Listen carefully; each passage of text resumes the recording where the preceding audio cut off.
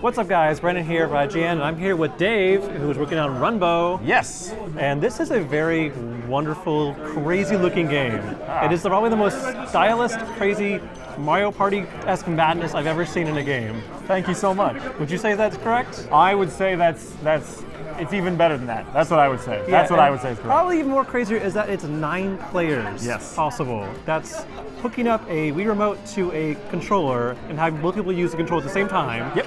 Plus the game, though, with the Wii gamepad. Yes, that's correct. Yeah. So right now we're gonna play Color Master mode. Yeah, we're doing Color Master mode. Color Master people here, and they're gonna play for us, and we're gonna maybe spectate on this, and you can tell us what's going on. Because when I first started playing this game, I had no idea what was going on. Yeah. So you're moving, you're taunting, you're attacking, you're jumping, double jumping. That's correct. And does it get a little more complex than that?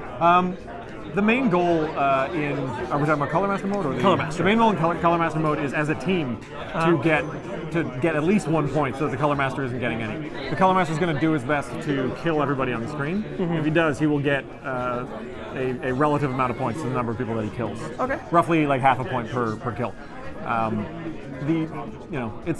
It is technically a cooperative mode, but because of the nature of Runbow being a crab buckety, crazy sort of scramble to the finish line, you always end up punching and smacking. It's cooperative in the sense that you love and hate your partners. That is it.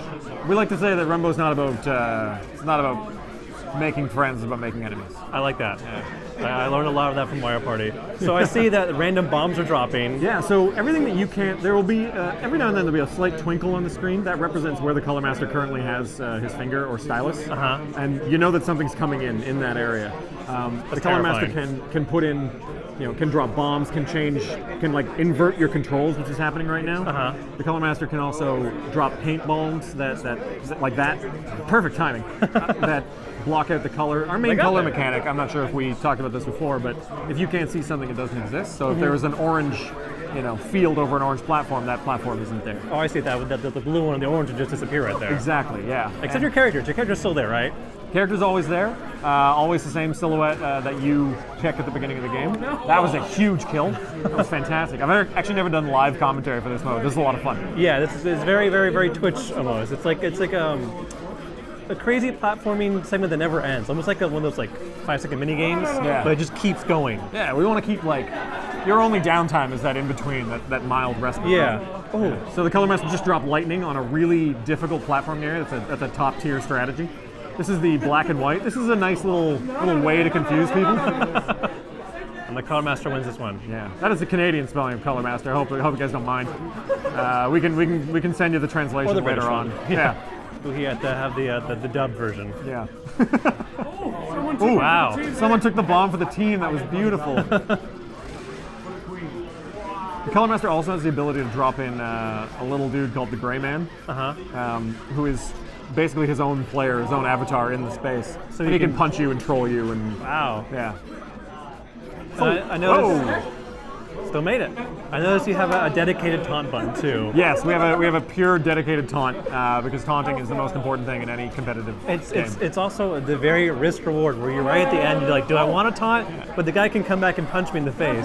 Yeah, it's beautiful that I made that mistake. It's beautiful that you would call it risk reward when the only reward is proving that you're hilarious. Yes. That's absolute trolling everybody else. Yeah. So the run team's doing okay right now. They got a fair bit of people through. It's 11-6. You're doing fine. Won't be for long with that kind of attitude. And so are all the levels random? Yeah, we're randomly drawing from our bank of levels. We're aiming to have about 75 complete levels by the end of the game, with a number of different modifiers for our other modes that you can enjoy. So things will you can bet that every time you play. Wow, that was terrible. You can bet that every time you play a level, it won't play it the same way you've seen it before, even if it's the same prison complex looking area. Yeah, at the very least, these blue and purple platforms, those will be different colors next time you play. Right. We're always reassigning stuff, so your strategy is always going to be different. The colors are always going to come in randomly. And the Color Master actually has the ability to change the direction that colors are swiping from.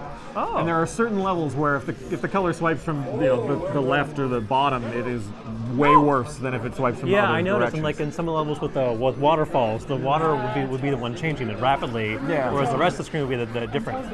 Yeah, that's a very way to just think you think you know how you're doing good. All of a sudden you see come with that, and change your gameplay at the very next moment. You're having to change strategy. I'm happy that that's getting across. Yeah, that is what I took away from my failed. Actually, I did pretty good when I played. I think you did all right. A little bit. Tom, our lead designer, and Justin, our level designer. Going to get some pros.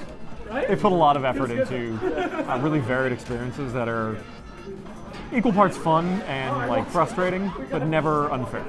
Would you say that there is an optimal player count to maximize the game's fun? We're firmly standing behind the fact that 9-player is awesome. There is what we like to get across is that there is no minimum necessarily. We have other modes that can capitalize on 2 to 4 players. We have a couple things that are we're going to announce in a little bit that are single-player modes as well. Oh, awesome! Which you can also do with 9 people, but they would be incredibly difficult. Sorry, it was in my way. No, go back. Something about upside levels always something for a loop. Oh, it's brutal. We have we have King of the Hill mode. King of the Hill mode, we've tried it with 9 people. It was a lot more fun with 4 or 5, and it's a lot of fun with 4 or 5. But for I'd say for optimizing fun, your best bet is to get people that you want to have in your house. Yes. Come over here and just go nuts over people this that you would be okay hating for the rest of the night. Exactly. Yeah, there's always a good discussion with friends, like, okay, I'm going to hate your guts, but don't take it personally, and then we'll be fine. Yeah. And we're demoing this week at GDC Play, and I'm really happy to see that people can get into this and just play it for hours. Can this guy make it to the end? Maybe. Maybe not. Maybe. You did it. All right. Well, there's your look at Runbow.